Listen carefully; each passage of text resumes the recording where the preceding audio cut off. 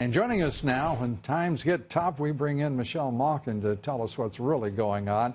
Host of Michelle Malkin Investigates on CRTV.com, launching its second season. Great to have you with us, and congratulations, Michelle.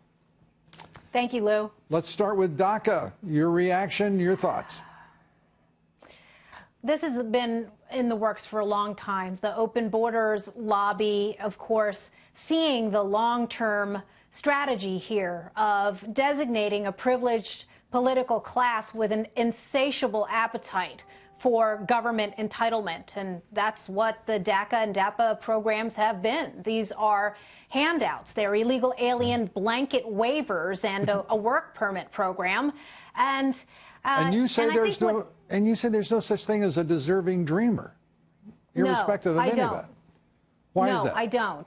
Well, that phrase keeps repeating itself over and over again from the mouths of both the cheap labor lobby on the left and the right. Oh, they deserve protection. They don't deserve to be punished.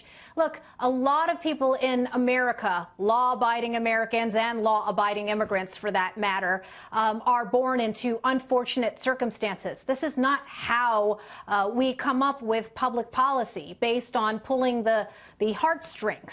The fact is that if there were a single deserving dreamer in this country, they'd be deserving because they would acknowledge that they are owed nothing and that they deserve nothing from a country into which they were born because of their parents' illegal activity. And you can talk to anyone who's come into this country the right and proper way, including my own parents. There's so many first and second generation Americans who understand that citizenship is a privilege and not a right.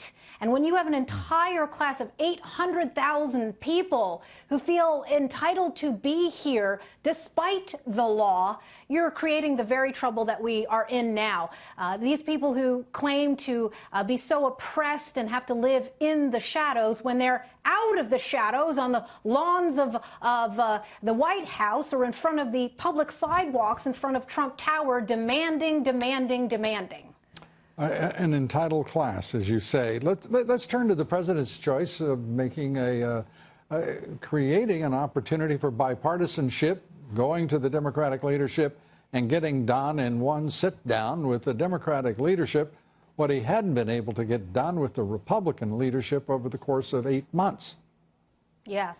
Well, let me say this. I'm going to put aside my own opposition to the raising the debt limit and doing this sort of ad hoc budget process. It's not how any responsible family or business operates. Let's put that aside.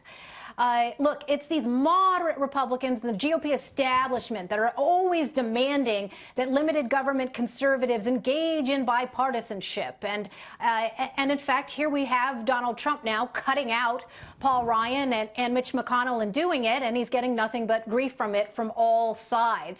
You know, the question is whether this action has rendered Paul Ryan and Mitch McConnell obsolete and irrelevant.